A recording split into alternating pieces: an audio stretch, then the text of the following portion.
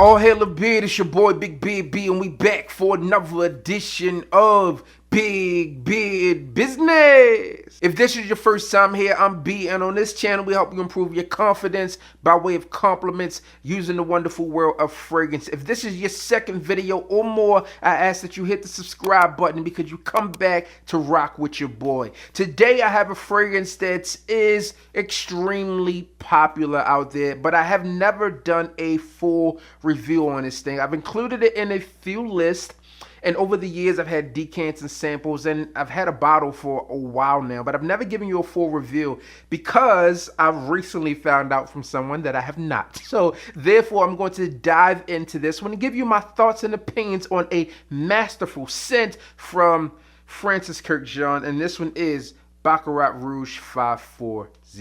Now, if you know anything about Baccarat Rouge 540, this fragrance is, well, amazing. A lot of people in Fragcom have talked about this fragrance, and it's really stood out as it should have, right? So to give you a little backstory about this fragrance, at least from what I understand about this one here, this fragrance originally was at $4,000 a bottle, and there were only, I believe, 250 of these bottles created, and they were really targeted for the world's most wealthy fragrance collectors. Now, this also came in collaboration with a glass company or crystal company, and they were celebrating their 250th anniversary. Therefore, 250 bottles created. But enough about that. What really matters is the juice. All right, so as you may know, that's your distribution on this one here. Now, a lot of Francis Kurkdjian fragrances or MFK fragrances really fit that unisex profile. Unless it's stated for men specifically or for women, then in most cases this one is going to be a unisex fragrance. Which I think is fine because there's this good flow in between the gender gap boundaries, and this is a fragrance that just really does that well.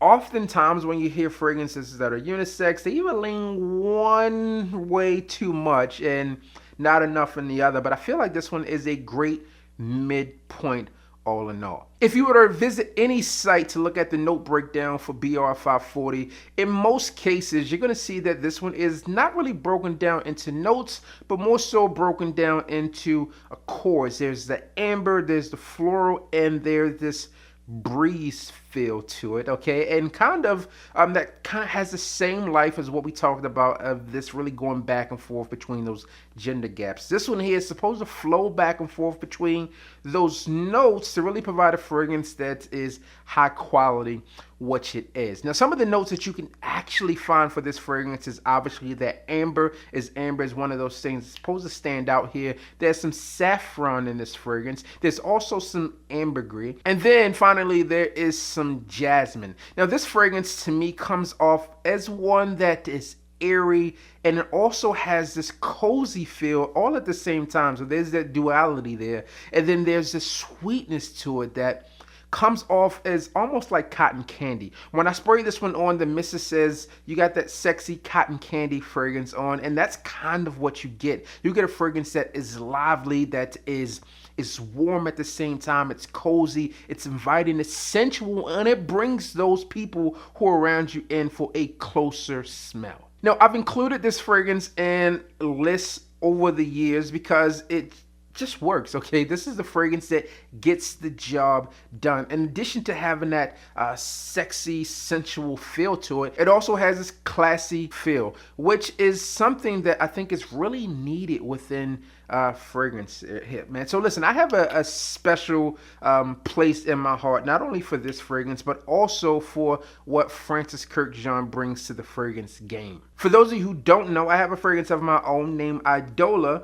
within the Enamoured collection, where I have 5 fragrances there. And this one was created by Francis Kurkdjian and Jerome Di Marino. This fragrance is one that is masterful in my personal opinion, just as I believe that this one is masterful as well. I've gotten a lot of great feedback and reception on this one, which is this fresh, sexy, sensual rose fragrance that does not sting the nostrils as a lot of rose fragrances can do.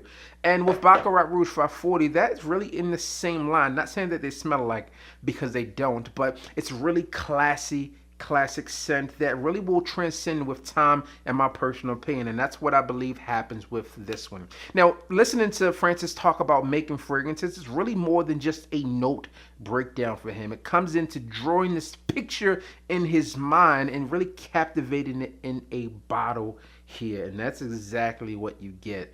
Something that is masterful and really just showcases a whole picture of elegance, opulence, and sophistication in one place. For me, the performance on Baccarat Rouge 540 is amazing, and at the original price point of $4,000, I would hope that it is, and it was, but in this bottle that I have here, it really works for me. I can spray this thing on and be good all day. Another cool thing about this one is if you are a single fragrance household, meaning that you and the missus, or the missus and the husband, or the missus and the missus and the husband, whatever it is in your household, share fragrances, this will really work and it'll be ease of use, which means that you can save money because this can go back and forth extremely well. What I do like about the performance on this one, although the performance is strong, it does jump off the skin in terms of projection. The longevity is there. It's not crazy, okay? I mean, you can overspray this thing, but it's hard in my personal opinion because the fragrance just smells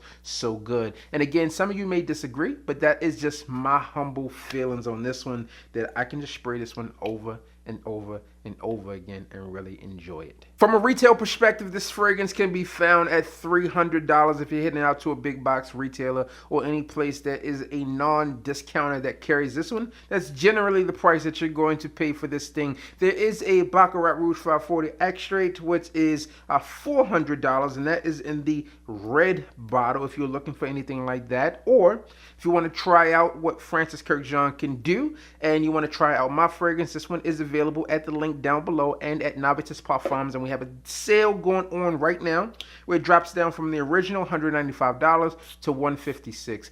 Look at that. Or you can just buy them both, okay, and be happy with everything that you have. Listen, I am a huge fan of BR 540, and I know that many of you out there are as well. Or if you have not gotten your nose on this yet, you will likely enjoy this thing once you smell it, if what I've mentioned sounds like it's up your alley. That's all I have for you today on this fragrance. If I have to give this one a rating, I would give it I think it's a 10 out of 10.